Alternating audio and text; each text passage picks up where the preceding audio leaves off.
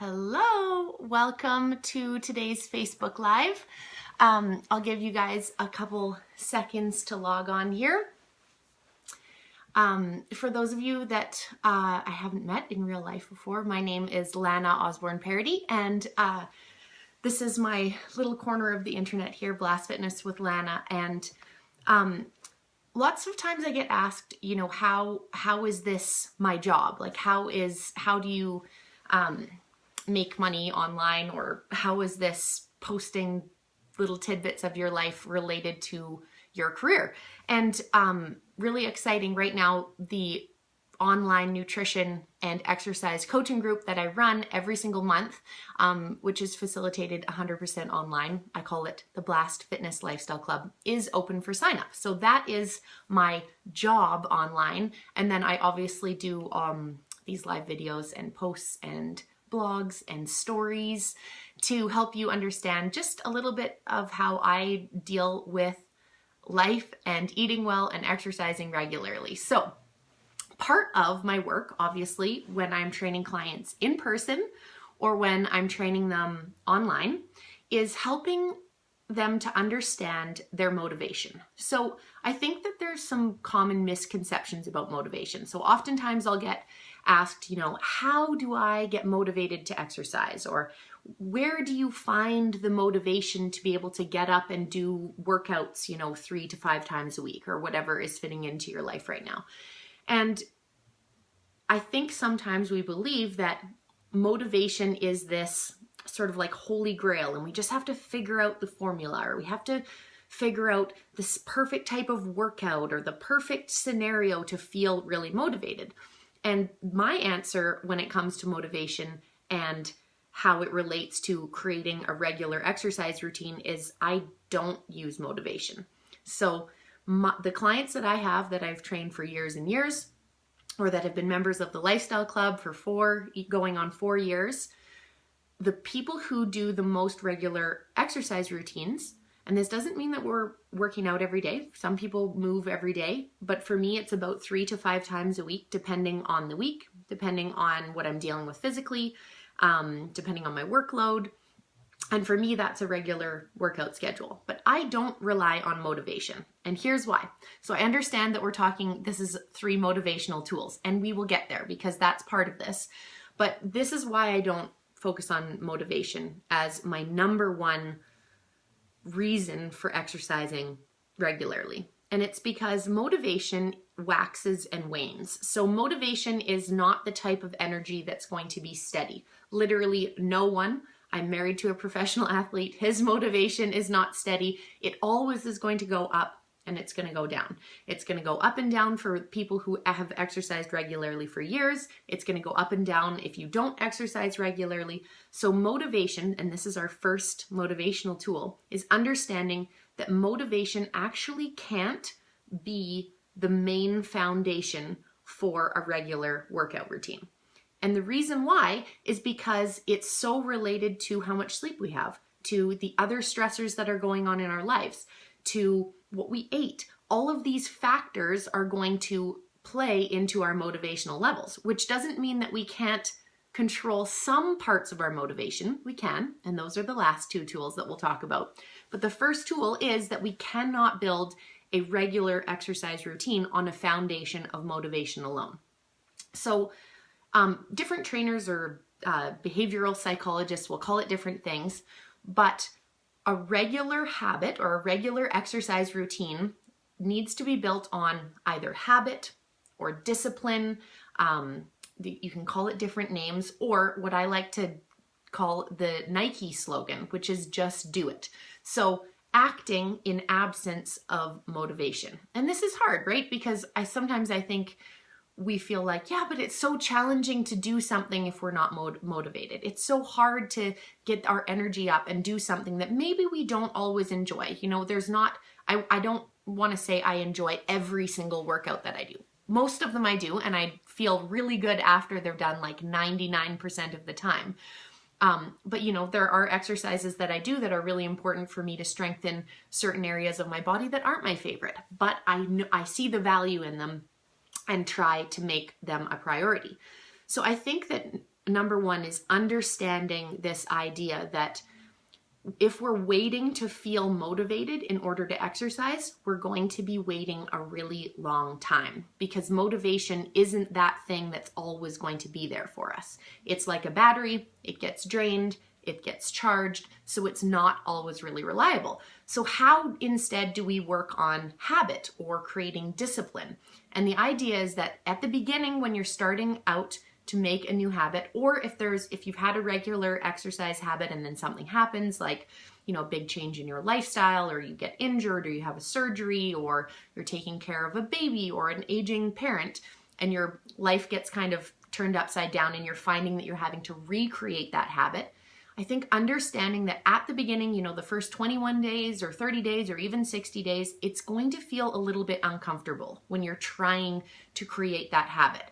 That's when motivation tends to be lower. It's a little bit harder to regularly get those workouts in, say 2, 3, 4, 5, maybe even 6 times a week, depending on where you're at and what feels best for you.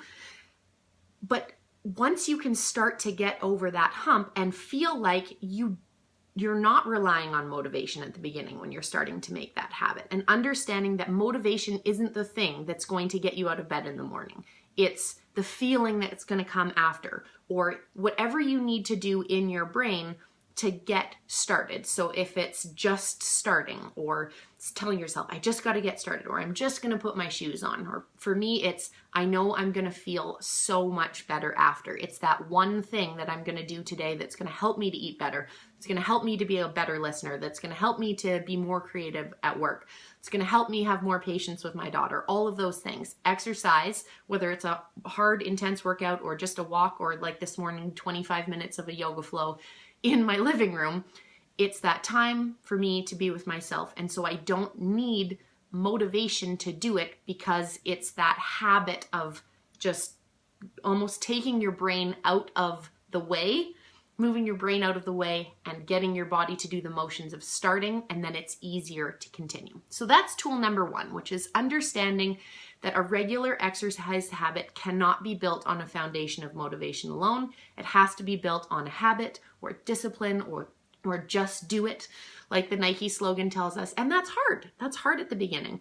And understanding that sometimes in your life, there's going to be things like surgery, like injuries, like tough life situations, where you're going to have to scale back what you used to be able to do. And that habit's going to have to change a little bit. But doing what you can is better than doing nothing, because doing nothing makes us feel more lethargic. It's going to make it more of an uphill battle to get back on the regular exercise train. And it doesn't need to be an hour every single day. It can be 20 minutes, 3 or 4 times a week, and that's going to offer excellent mental and physical benefits. So that's kind of our big first tool out of the way. The second tool that I love to talk about helps us to actually stoke that motivation. So I've just told you that we can't build a foundation for regular exercise on motivation alone. It has to be habit-based or discipline-based. Once we've got that understanding, we can stoke our motivation, because motivation, makes it easier to get started. It makes it like less painful to get out of bed in the morning. And who doesn't want to feel motivated? We just need to understand that we can't always rely on motivation alone, but we can do things to help the peaks of motivation, the high peaks of motivation, last a little bit longer, and the valleys of demotivation last a little bit less, right? So how we do this is we understand, this is motivational tool number 2, our mental energy bank account. So our mental energy bank account is basically the amount of energy that we have available in the day to make decisions, to feel like we've got energy to take on the day, to tackle all of the things that we have to do. There's withdrawals for our mental energy, and then there's deposits. So if it's like a bank account and you have a zero balance, we always want to think about the things that are regularly draining our mental energy. And they're not always bad things. Lots of them are things that we have to do, like it might be, certain work tasks that you need to do, but they're really draining, or certain things with your kids that you need to do, but are really draining, like getting them to brush their teeth. If it's a huge fight all the time, it might be draining, but you know that it's really important. And then there's also mental energy withdrawals that legitimately are draining. So these might be the things that we want to outsource if possible, or if that we want to change our lifestyle. So, if there's like a really sort of negative social circle that you're in and you want to feel like that is a mental energy withdrawal and you want to get that off your plate, could we somehow spend less time in this social circle? Could we hang out with people who are, more of a mental energy deposit? So the idea is that if we have mental energy withdrawals regularly, so making tons and tons of decisions at work, tons of decisions about family, childcare, tons of decisions about all the things that we're going to be eating in the day. So this happens regularly if we're like counting calories or really obsessed with counting macros. We're spending a lot of mental energy on our food decisions. What happens is our energy to make really good decisions decreases as the day goes on. It's called decision fatigue. So all of the decisions that you have to make during the day wear down on your mental energy. So what we need to do is we need to buffer up that mental energy. We need to make sure that there's downtime, that there's adequate sleep, that there's time for fun, that there's time for relaxation. Sometimes exercise could be a mental energy deposit. It's totally possible. We just need to understand that if our daily life is full of mental energy withdrawals and all of these sort of draining things, we're not going to have much energy left in that motivational battery. It's like it's been drained all day.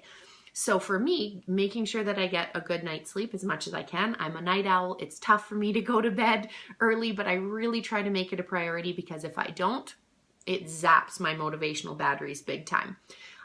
Making sure that I have some time alone during the day. So even if it's just 20 minutes to do a meditation or a yoga or a walk or reading a book or just relaxing or time in the garden, some sort of alone time, that is a huge mental energy deposit for me. My husband's super extroverted, so for him, connecting with people is a major mental energy deposit.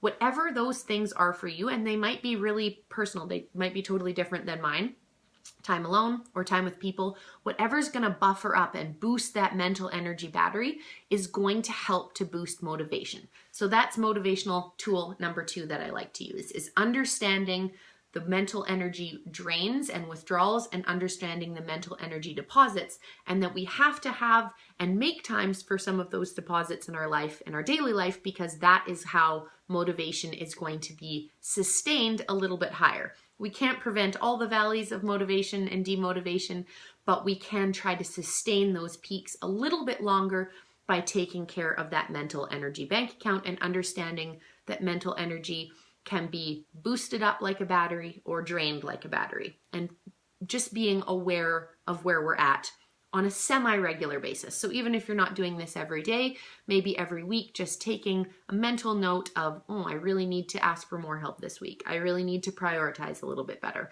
I really need to carve out a little bit more time for myself, whether that's exercise, gardening, time with your friends, a good heart-to-heart phone call with a close friend, that sort of thing. So this brings us to motivational tool number 3, which is not actively demotivating ourselves. So I find this so interesting. I get asked about motivation all the time, like I've told you, but what I don't get asked is about demotivation. So usually if you're struggling with feeling motivated, you're likely in a practice of regularly demotivating yourself. And I'll explain what I mean by this. So demotivating yourself includes like talking yourself out of a workout, or, taking time to make a healthy meal, or, not carving out time for yourself.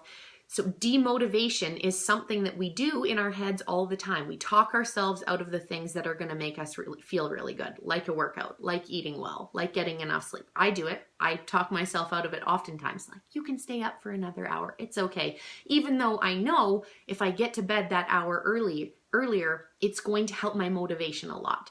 So the tool here is understanding that sneaky self-talk that we do to ourselves, understanding that if we practiced not demotivating ourselves regularly, then our motivation would stay higher for longer. So notice all the times that you're demotivating yourself. Notice all the times that you're talking yourself out of a workout, and call yourself out on it. It doesn't need to be a negative thing. It might be, you notice that talk coming up of, no, I'm too tired for a workout, or no, I really can't get a workout in right now, or no, it's going to take too much effort, or I really don't feel like putting my clothes on, or my workout clothes on. That's fine. Do it in your pajamas. Get a little bit of stretching going on, get a little bit of breathing, get that ball rolling, and try to tune out that negative self-talk, that demotivating self-talk that's regularly talking you out of the things that really feel good, like eating well, exercising regularly,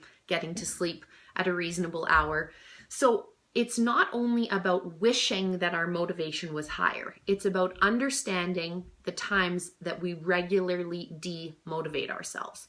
And this doesn't mean that, we're always gonna choose a workout over lying on the couch after a long day of work. Obviously, there's times where you need to listen to yourself, where sometimes you do need to stay in bed in the morning for an extra hour of sleep instead of getting a workout.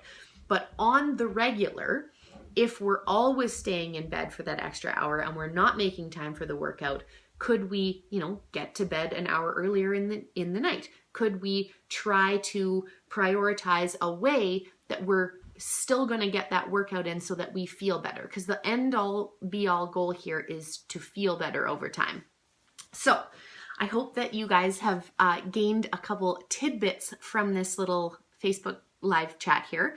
Just a quick reminder. So the 3 main motivational tools that I use with my clients constantly. Number 1 is understanding that a regular exercise routine cannot be built on a foundation of motivation alone.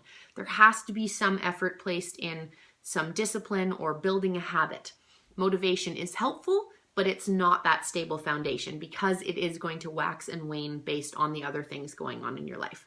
Number 2 is understanding that mental energy bank account. So understanding that there's going to be withdrawals regularly in our life. Our mental energy is like a battery. It gets drained, it gets charged back up, it gets charged by those mental energy deposits, whether it's hanging out with people, your friends, good friends, family time, or having time on your own, or gardening, or having a little bit of peaceful moment, or, I don't think anything like watching TV tends to be a mental energy withdrawal for the most part, unless it's, like watching one episode of your favorite show. That can be a mental energy deposit, right? Because it can be funny or engaging, or a time that you get to have like a time with your favorite characters in your story. So there's always a line, right?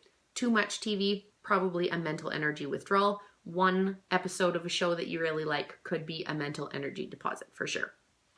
Then tool number 3, which is understanding that we regularly demotivate ourselves with that sneaky negative self-talk.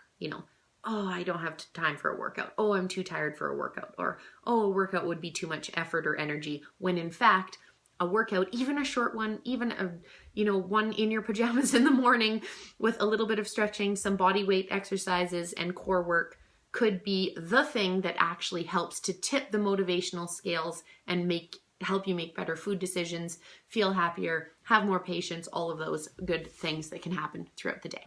Okay, so the Lifestyle Club, my women-only online coaching program for nutrition and exercise, is open for sign up.